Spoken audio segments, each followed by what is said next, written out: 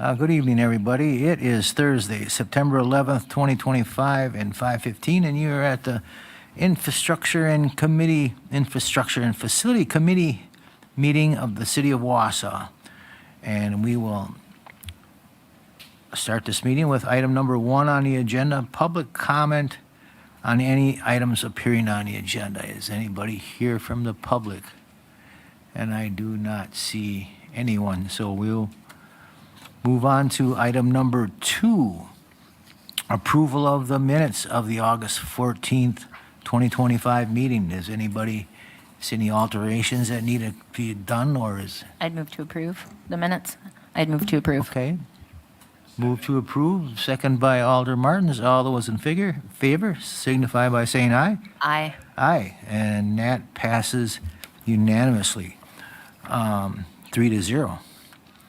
Discussion and possible action on parking spaces on Washington Street and 2nd and 3rd Street. Discussion and possible action on 15-minute parking spaces on Washington Street between 2nd Street and 3rd Street. And Alan will have. So as you might recall, before Washington Street was reconstructed, which is being reconstructed right now, there was angled parking on the south side. And it came to this committee at the request of the properties downtown to have 3 15-minute parking stalls on those angled. So now that we've reconstructed, it's gone from angled, and the direction from the committee then was to bring it back when we reconstructed it. So it's getting reconstructed. It'll be open here and hopefully within the next 30 days.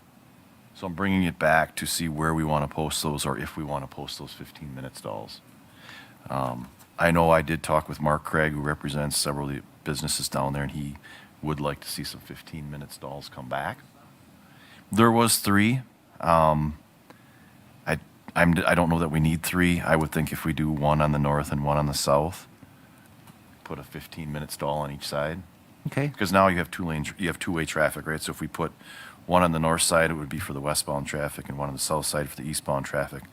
You'd have a 15-minute stall on each side of the road. And it would, my recommendation would be the first stalls west of 3rd on the north and south side. Okay, then, any discussion on that?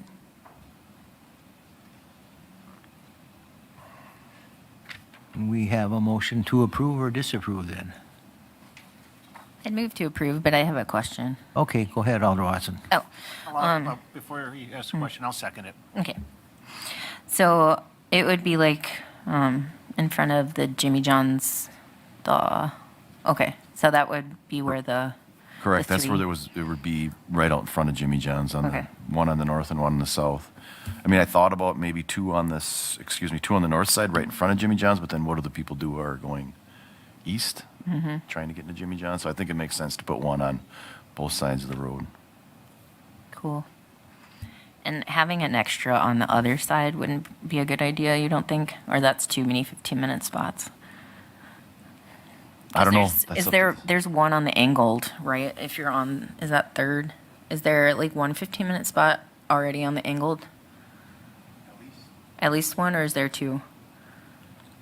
There might be 2. Because I mean then we wouldn't really need more then, right? Because we're still keeping those. Yeah, I was hoping Mark would be here because he was given an agenda, so I'm sure he would push for 3. But I think we could start at 2, and if we need another one marked, we could bring it back to have another one. Okay. I'd hate to mark too many and then have them Yeah. unused too. Right.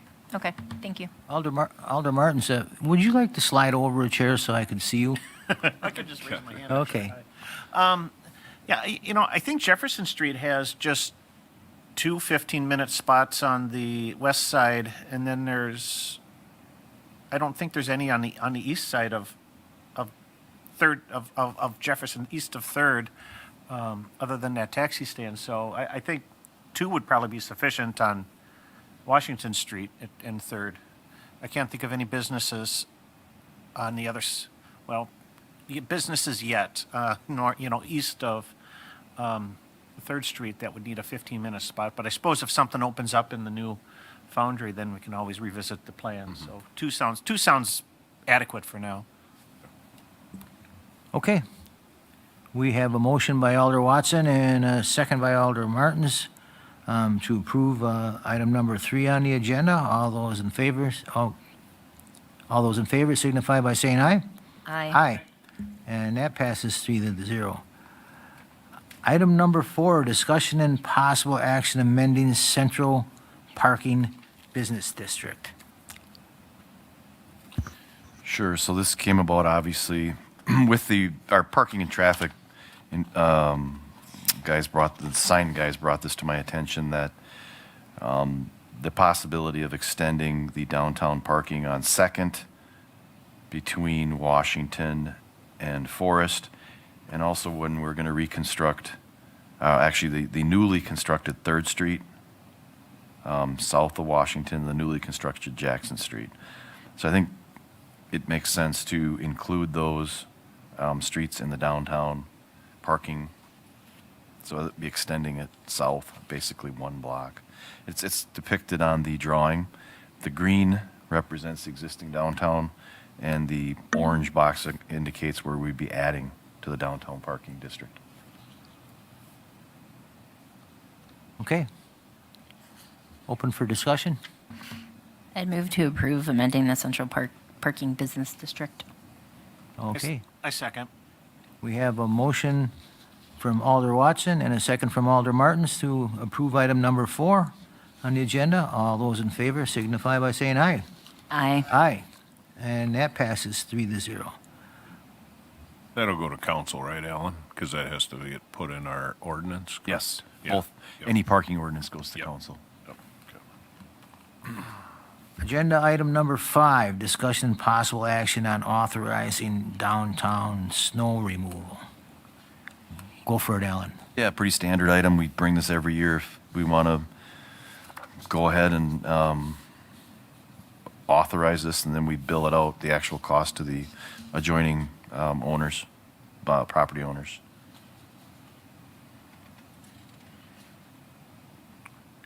Mr. Chair, I move to approve the downtown snow ice removal plan. We have a motion by Alder Watson. Do we have a second? I second. Second by Alder Martins. All those in favor of approving agenda item number 5 signify by saying aye. Aye. Aye. And that passes 3-0.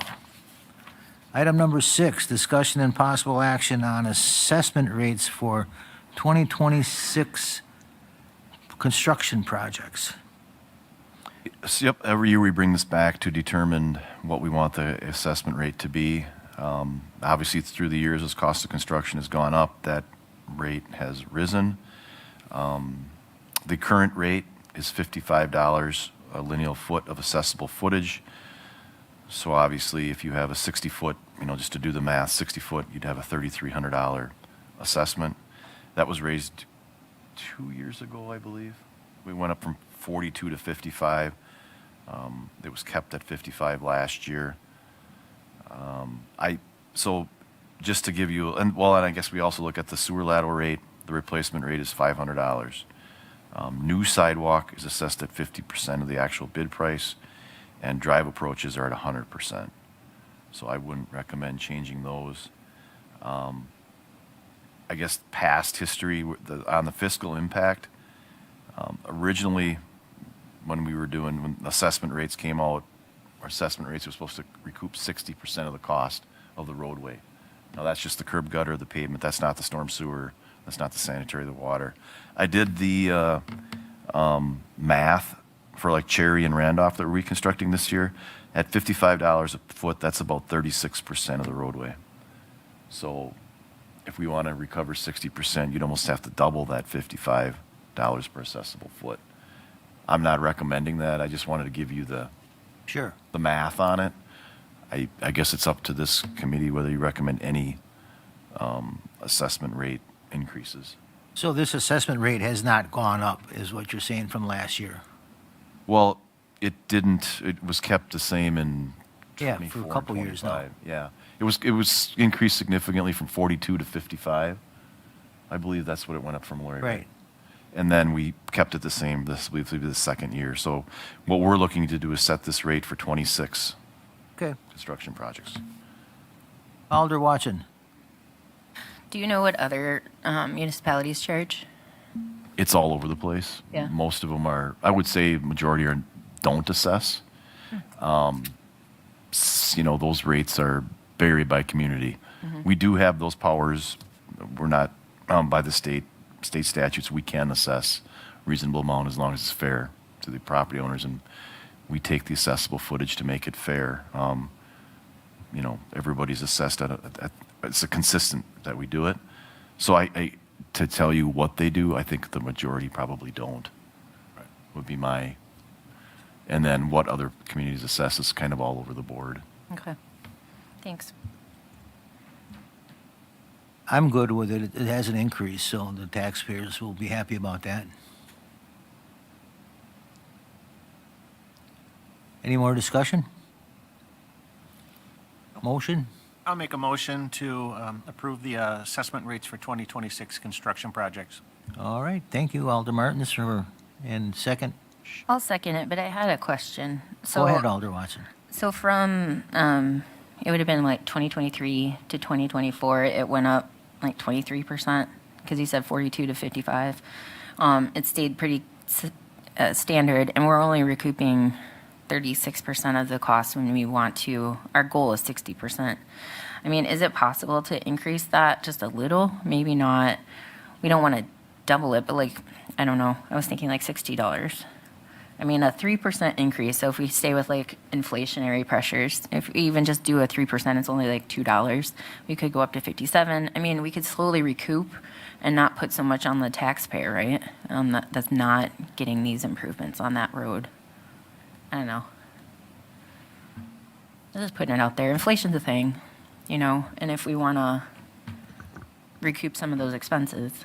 Yeah, I mean, that's completely up to the committee, what they want to propose moving forward.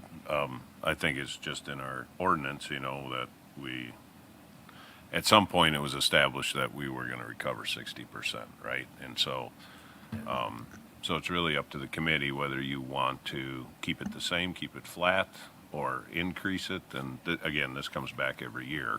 So, yeah, and this is just based on our bid prices that we had for this year. So I mean, if we're cool keeping it at the 55, that's fine. But I think it would be nice to evaluate it in the future, like just sort of see where we stand, like with other municipalities, or like if we can start to get closer to that 60% recoup rate that we had initially intended. I mean, even if we could just put it up a little bit to get to 40% recoup rate. I don't know. That's just my thought as another way of like, because this would, otherwise those costs fall on the levy, right? The taxpayer. Yes. So if we assess this a little bit more accurately to what it costs us, maybe that would help save a little. So I don't know, just my 2 cents. Yep. Okay, thank you, Alder Watson. So we have Michael, I'm sorry. Yeah, I'm just going to piggyback on that end. I guess I would like to know, a little bit more about the, our historic assessment rates and, where the 60% actually, came from, and what it would take to, move us to another, just a higher percentage of recouping those costs. But I don't think we're ready tonight to make that decision, because it's just, I think we need to have a little bit more analysis on what the impact would be. So. And I would be in general favor of studying this more and with a, to have a little bit more equitable rate. So for this year, you're willing to let it stay because we already have a motion and a second. Yeah, correct. Okay. So for item number 6, discussion and possible action on the assessment for the 2026 construction projects, we have a motion by Alder Martins and a second by Alder Watson. All those in favor signify by saying aye. Aye. And that passes 3-0. Mr. Chair, I would just say, like, maybe we can talk about this, a little bit before it comes back to, like, set the price next year so we can have a bit better idea of maybe what we want to change it to. Sure. Alan, put those in your notes. We can, sure, we can try and bring it back a month earlier and maybe give a more of a historical when they were raised, what year and what. We'll have an idea when we bid it out this year. Yeah, I was going to say, then when the next bids come out too, we'll have those as well. So, yeah.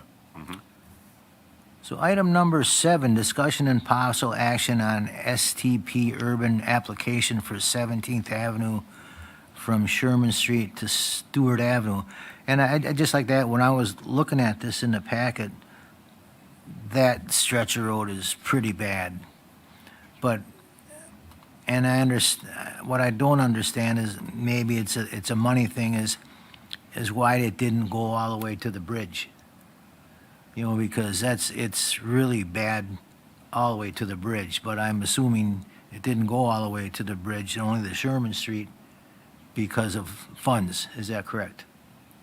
No, the 17th Avenue from Sherman to the bridge was reconstructed more recently. The pavement's not in the greatest shape, but the curb and gutter's new, the storm sewer's new. That would be, that I'm would be mo- talking, you say it says from Sherman Street to Stewart Avenue. Correct. From Sherman Street to the, whatever you want to call it, Snake Bridge, is just as bad, and I was just kind of wondering why we're not doing the whole stretch of road instead of just half. Well, that was redone not that long ago with new curb and gutter, new storm sewer. That stretch would just be up for an asphalt overlay and not Okay. a reconstruction. So that's something we can consider for asphalt overlay, but this STP urban funding is not eligible for asphalt overlays. It's only for reconstructions. So that's why we stopped there. So, okay, so if we approve this, then we could also, at the same time, do the overlay on the other half. Is that what you're saying? Well, we could with future funding, but that would be out of our asphalt overlay budget, not out of this. This is, STP urban funding is I tried to explain it, it's a competitive application, right? So all the communities in the MPO, Rib Mountain, Weston, Croninwetter, submit what projects we think will score well, and we'll get this STP urban funding. So it's competitive. Just because we apply for this doesn't mean we'll get it, but I think 17th Avenue is a good candidate. I mean, yeah, anything is better than nothing, you Yep. know. So I would be all for it, but Alder Watson? So, I mean, this is a killer deal if we only have to pay 20% of the 3 mil it would take to actually construct it, right? If we got the grant. And it has to be in by the 31st. Does this have to go to council too, or can it, is it just going to Yes, stop? we with would the- take a resolution to council. Okay.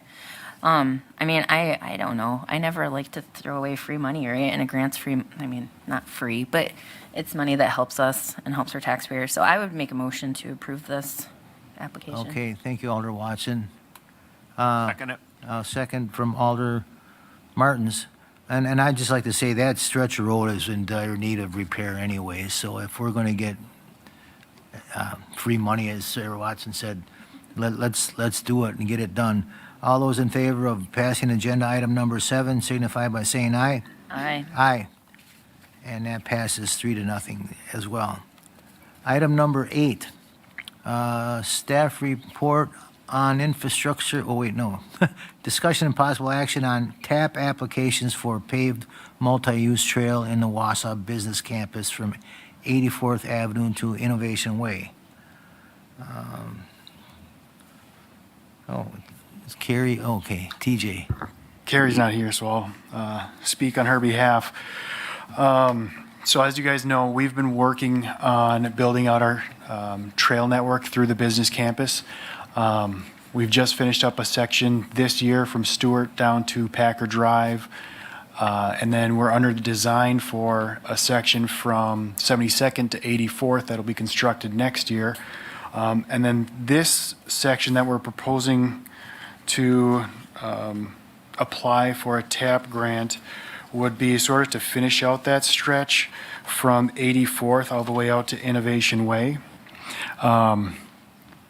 As we're putting this packet together, we did a little bit more of a deep analysis and found that some of the grades that were on the original proposed route that was recommended by the Bike Ped Committee did not meet the required grades to meet the funding. So we had to change the route, and the route added about a half mile. So as you can see in the overview that was included in your packet, that red line, it sort of follows that property line to the north and then comes back. Where the original thought for the trail would follow the utility corridor, which is that clearing. So that first half stretch of the red line would be fine, but then as you bend back south along that clearing, that's where the utilities come through to connect down. There's grades from 11 to 18%, which are pretty steep and not safe for biking. So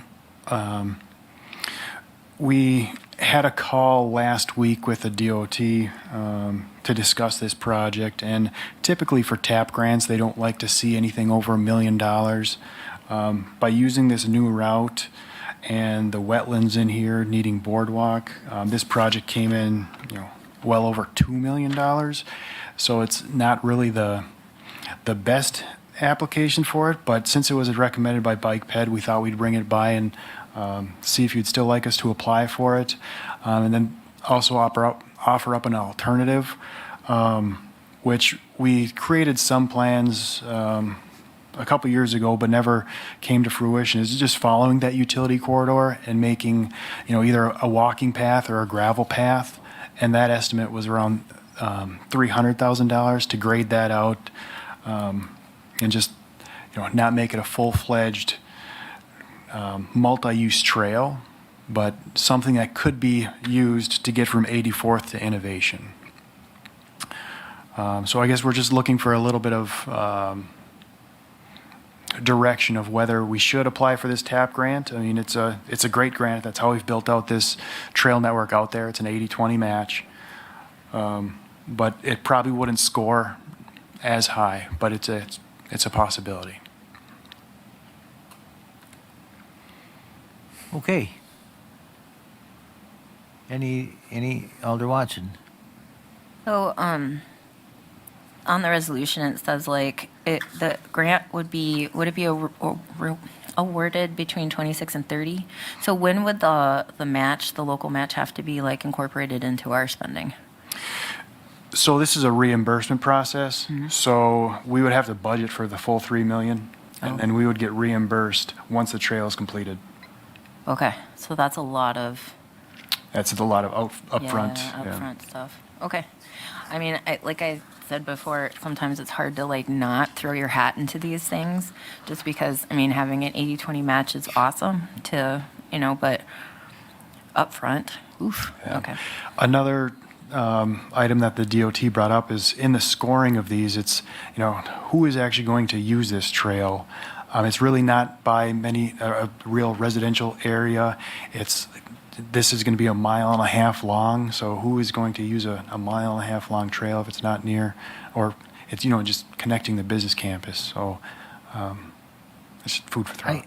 I guess I agree with you. It's not very well used, and if we're going to spend money for, if we could get a TAP grant for probably, what's that circle? Is that Innovation Way that goes around in a circle? It goes from the old East Bay all the way up to, what is that, Independent Drive, or goes through where all those factories are in there.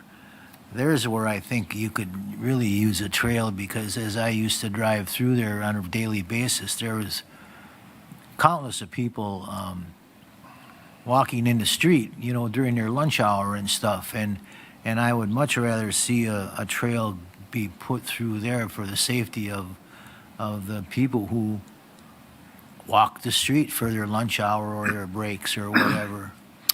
And we will be building a trail next year from 84th to 72nd, cutting through just south of International Drive. So that's what I meant. Okay. Yeah. So so from 72nd, like I said, from the old East Bay, and then you go up around. There's all kinds of factories and stuff. What does it come out in Independent? Yeah, so that's the one you're talking about. Not this year, but next year. Correct. It'll be constructed in 26. But We did get a TAP grant for that, too. yes. We did get a grant for that. Yes. Oh, okay. So So, Mr. Chair. Alder Watson.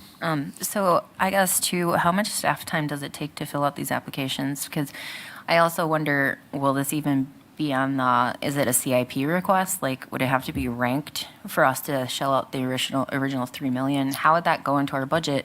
And I have a feeling it would be a really hard sell. We wouldn't have to budget for it. I mean, we would just apply for it this fall, and we wouldn't find out till next year. So it would really start budgeting next year, and it's usually about a 2 to 3 year design period. So we would have to, design would be around $250,000. So that would really be budgeted for, you know, like 27 and 28, and then 29, 30 would be the brunt of it during construction. So I guess that's my concern is like if it takes a lot of staff time and it's unclear if we'll A, get it, and B, even if we'll be able to swallow that upfront cost or even get enough buy-in to do it, I'm not sure if it's like worth your expertise and time this time. That's just my 2 cents. And if it's for a trail that hardly any, you know, it's out in the middle of nowhere where nobody's going to use it, it doesn't seem to me like a wise use of taxpayer or grant money. Alder Martins. Thank you. Yeah, it's, I've got a couple of questions. Now this trail, the property that, you know, that the proposed trail, the property that it bounds around, is that developable at all, or is it just the grades make it too inhospitable for development? So that the first half that follows the utility corridor, pretty much undevelopable because there's a lot of wetlands and they're small properties.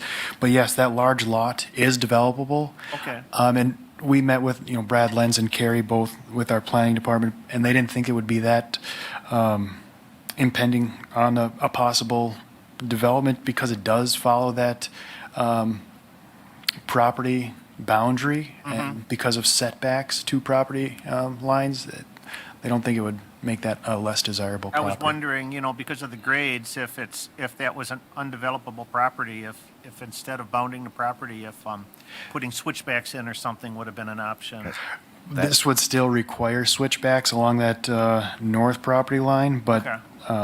you know, it's a 40-acre parcel, and you know, it's developable, but it's just not easily developable, I guess. That's a certified site, which means that it's, I don't know exactly what that means, but it means that we're registered with the state as a certified site is ready to develop. So it in the community development's mind, it's a highly desirable. But like TJ said, with this, we'd be going along the property lines. Going around the property line. Not right through the middle of it. And then would the, you know, for the cost of the trail, that would be a TID eligible expense, wouldn't it? Correct. Okay, so that could be a source of funding for the trail. And I do see a benefit of a trail out there to connect Innovation Way because the grades, yeah, going west are significant, you know, especially if you want to travel along Highland or something like that, and you don't have too many options to get from point A to point B. If you wanted to travel westwardly on a bicycle or something, so I do see the advantage of it. I mean, if the staff time is minimal in applying for the grant, they might as well try it and see. You know, I guess, you know, considering it's a $2.5 million project and it's in a you know, it's a little bit more remote compared to some of the other trails. It might be a bit of a long shot, but applying for the grant might give you some insight on what kind of appetite the state has for trail building out there. A lot of the legwork has already actually probably been done, so I mean, the rest of the application it's not too much staff time. Okay. Okay. Did we make the motion already? No. Okay, I'll make a motion to apply for the TAP application for the multi-use trail along the Wausau Business Campus. And I'll second that, especially if it's manageable for staff time. Okay. We have a motion by Alder Martins and a second by Alder Watson to approve agenda item number 8. All those in favor signify by saying aye. Aye. Aye. And that passes 3-0. Item number 9, discussion and possible action on temporary easement for Northeastern Holdings LLC at 602 Jackson Street. TJ. So we will be reconstructing the pedestrian ramps in the intersection, all 4 ramps of Jackson and 6th Street. For this property, we will have to be doing some grading behind the sidewalk on the property just to meet the ADA requirements. So this is just a temporary easement to allow us to sign the easement.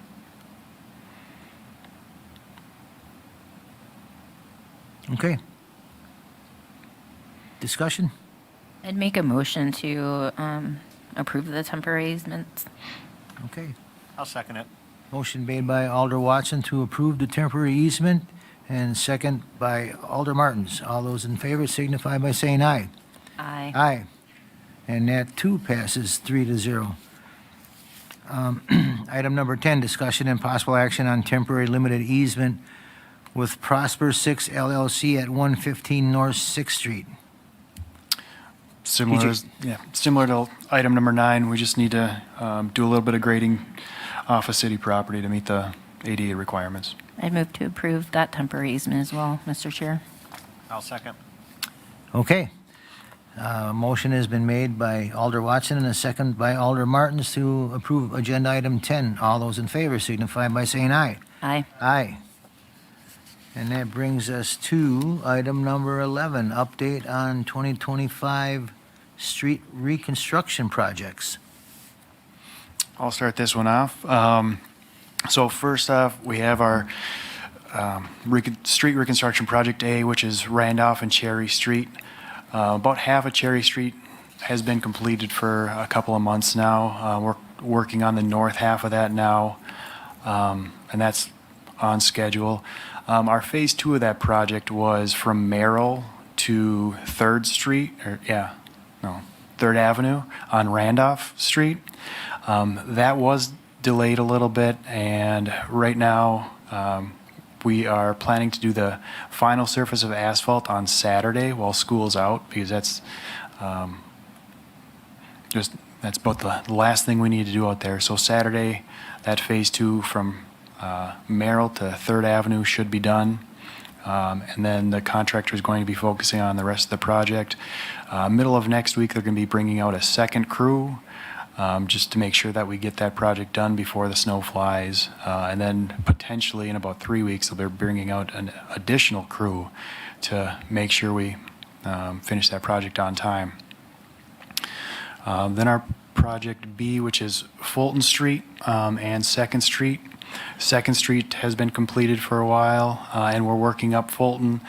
Fulton from 5th to 1st is complete. And then 5th to 6th, curb is ready, just waiting for asphalt. And then from 6th to 7th, curb went down yesterday, working on sidewalks and driveways now. Just once we complete that, then we'll be moving on to the asphalt, and that should be completed early October. A couple other projects that haven't started, but we're looking at starting up here in the near future, is that intersection of 6th and Jackson, those curb ramps. Looking at that project was just opened up on Tuesday. It'll be awarded next Tuesday, so we're not exactly sure when it's going to start, but hoping to have that done by middle of October. Then another project that we're just going to be starting up here soon is a slip line repair project. These are point repairs to repair some of the service connections along some of the mains. There's about 30 different locations, mostly centered in the southeast section near Sturgeon Eddy, and then also on the southwest side down by the wastewater treatment plant along names of the streets are not ringing a bell, but it's over in that neighborhood. Okay, correct me if I'm wrong, but how's it going over here by the YMCA? See, that's coming right along. pretty Yes. Sure. I can give some updates on that. So we can start on that one. The concrete pavement and the curb and gutter and all the sidewalk was finished actually today. So all the pavement is down. There remains restoration and striping yet, so that'll happen over the next couple of weeks. But all the I drove by the YMCA and it looked like it was pretty near complete, yeah? Yep, it just finished up today. So then it'll be striped for parking then? Yep, it'll be straight for parking, and they'll put the topsoil and the seed back in and get that opened up. Nice. And the downtown street reconstruction project is going, it's kind of working along with the developer out there as they're finishing up the building. We're finishing up the road. Jefferson Street should be open to two-way traffic the first week of October. And we're working on getting that striped and getting that open the first week of October. The 3rd Street and Jackson Street will be open by the end of October. There's going to be a little bit of a delay there, but it should all be open by the end of October. We have a pretty big project starting actually coming up Monday, and Lori needs to remind me to get out a traffic bulletin on the concrete pavement repair project. The main streets on that are 3rd Avenue from Bridge to Thomas, and also 17th Avenue from Bridge to Elm. Those concrete streets, that's basically where we take out a bad joint and repair it. So those are the two major streets that are going to be going on that. So those are the updates I had. Okay. Thank you. Anything else on that? No, guess not. So then we move on to item number 12. Adjournment. Move to adjourn? Move to adjourn by Alder Watson. I'll second that. All those in favor signify by saying aye. Aye. Thank you, everybody.